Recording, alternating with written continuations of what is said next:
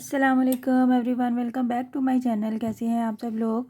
आज हम नया लेस का डिज़ाइन बना रहे हैं सिल्की थ्रेड की 3 लेयर्स को यूज़ करते हुए। आप देख सकते हैं मैंने सिल्की थ्रेड लिया है बारीक वाला, और इसको मैं 3 लेयर्स में कन्वर्ट करूँगी और फिर हम अपना डिज़ाइन बनाएंगे। बहुत ही ईजी है आज का हमारा डिज़ाइन। इसके लिए हमें किसी किस्म की बेस रो नहीं बनानी है, बट अगर आप बिगनर्स हैं, आपको डिस्टेंस लेने में कुछ मुश्किल होती है, तो आप बेस रो बना सकते हैं। एक चीज़ मेरी बहनें, जो मेरी फॉलोअर्स हैं, जो प्यारी प्यारी बहनें हैं, पूछती हैं कि कितना थ्रेड हमें क्वांटिटी या फिर थ्रेड की आप नलकियों की क्वांटिटी पूछते हैं कि कितनी लगेगी एक दुपट्टे को। तो उसके लिए मैं आपको बता दूं कि वो सेम क्वांटिटी में आप नहीं सब डिज़ाइंस बना सकते। मेजरमेंट डिफरेंट होती है। दूसरा, हमारे डिज़ाइंस में कभी हमने सिल्की थ्रेड की 3 लेयर्स यूज़ करनी है तो ज़्यादा थ्रेड यूज़ होता है, या फिर कभी हमारे डिज़ाइंस थोड़े से बड़े होते हैं, उसमें हमें ज़्यादा थ्रेड यूज़ होता है, और जो छोटे छोटे डिज़ाइंस होते हैं वो जल्दी भी बन जाते हैं और उनमें कम थ्रेड यूज़ होता है। तो इसलिए क्वांटिटी मैं परफेक्ट नहीं बता सकती। तो काइंडली आप अपने डिज़ाइन के हिसाब से अपने नलकियों की क्वांटिटी लीजिए। तो चलिए स्टार्ट करते हैं हम अपना आज का डिज़ाइन 3 लेयर्स को यूज़ करते हुए, जो कि बहुत ही आसान है। सबसे पहले मैं स्लिप नॉट ले लूँगी। काइंडली जिन लोगों ने अभी अभी ट्यून किया है मेरा चैनल, सब्सक्राइब कर दीजिए, लाइक कमेंट और शेयर भी किया कीजिए। Thank you. स्लिप नॉट को हम एज इट इज़ इसे अपने फैब्रिक पे अटैच कर देंगे। जहाँ पे भी आपने बनाना है, विंटर के स्टेप पे बनाना है, आपने दुपट्टे के पल्लू पे बनाना है, जहाँ भी बनाना है, सबसे पहले आपने उसकी फोल्डिंग्स ले लेनी है, या फिर आप उसको आयरन की हेल्प से फोल्ड कर लें, या फिर आप पिको वगैरह करवा लें। फिर ही आपका डिज़ाइन ज़्यादा नीट और अच्छा बनेगा। स्लिप नॉट को मैं अटैच कर दूँगी सिंगल क्रोशे की हेल्प से, कुछ इस तरह से।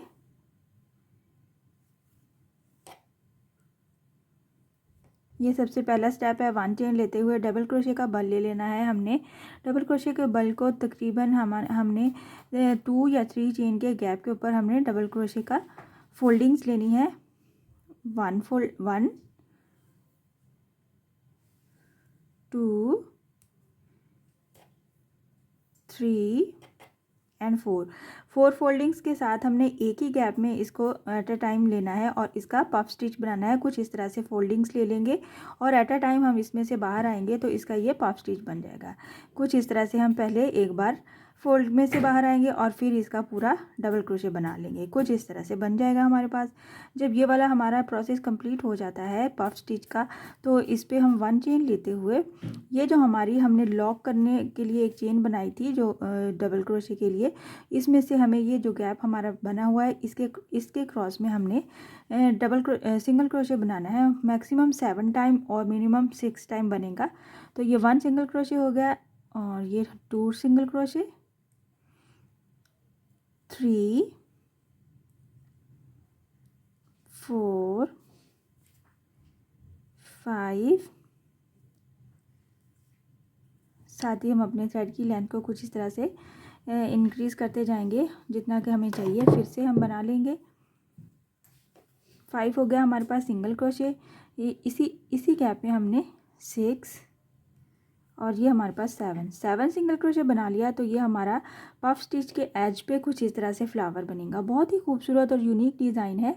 यकीनन आपने पहले नहीं बनाया होगा, और इजी भी है कि हमारी बिगनर फेलोज़ भी इजीली इसको बना सकते हैं। इस तरह से ये हमने फर्स्ट स्टेप कंप्लीट कर लिया। तो सेकंड पे हम क्या करेंगे, 7 सिंगल क्रोशे फिनिश करने के साथ ही हम डबल क्रोशे का फिर से बल ले लेंगे, और फिर से हमें 4 डबल क्रोशे के फोल्डिंग के साथ हमें पफ स्टिच बनाना है कुछ इतने डिस्टेंस पे, जहाँ पे ये हमारा डिस्टेंस बैलेंस हो रहा है। बहुत ज़्यादा दूर नहीं जाना, क्योंकि हमने पफ स्टिच बनाना है। तो ये 1 टाइम डबल क्रोशे की डिस्टेंस काउंट होगी। 1 2 3 एंड ये हो गया हमारा 4 टाइम फोल्डिंग्स लेने के बाद क्या करेंगे, एक बार बल लेते हुए डबल क्रोशे की तरह 1 टाइम फोल्डिंग्स में से बाहर आएंगे, और ये हमारा 2 टाइम हो गया, और इसको डबल क्रोशे को कंप्लीट कर लेंगे। 1 चेन लेते हुए यहाँ पे हमने क्या करना है, ये जो हमने लॉक किया है पूरा अपना पफ स्टिच, ये हमारे पास इस तरह से यहाँ से एक गैप बना है, इसके क्रॉस में हमने 7 सिंगल क्रोशे बनाने हैं। 1 2 3 4 5 और आप चाहें तो इसी डिज़ाइन को कॉटन थ्रेड से भी बना सकते हैं, और अगर आप बिगनर्स हैं तो कॉटन थ्रेड से ही ट्राई कीजिए ताकि आपको प्रैक्टिस में आसानी हो। 1 2 3 4 एंड 5 हमारे पास सिंगल क्रोशे, 6, ये हमारा 6 और ये हमारा 7। कुछ इस तरह से हमारे डिज़ाइन की लुक आती है। ये हमारे पास 2 टाइम्स बन गया, देखने में बहुत ही खूबसूरत नज़र आता है और बहुत ही यूनिक डिज़ाइन है। इस डिज़ाइन को आप इजीली अपने नेक लाइन पे बना सकते हैं, अपने दुपट्टे के पल्लू पे बना सकते हैं। ये 4 साइडेड बनाने वाले डिज़ाइंस होते हैं जो छोटे छोटे होते हैं साइज़ में, और अपने बाजुओं पे भी बना सकते हैं। एक बार फिर से ट्राई कर लेते हैं ताकि मेरी बहनों को आसानी से समझ में आए।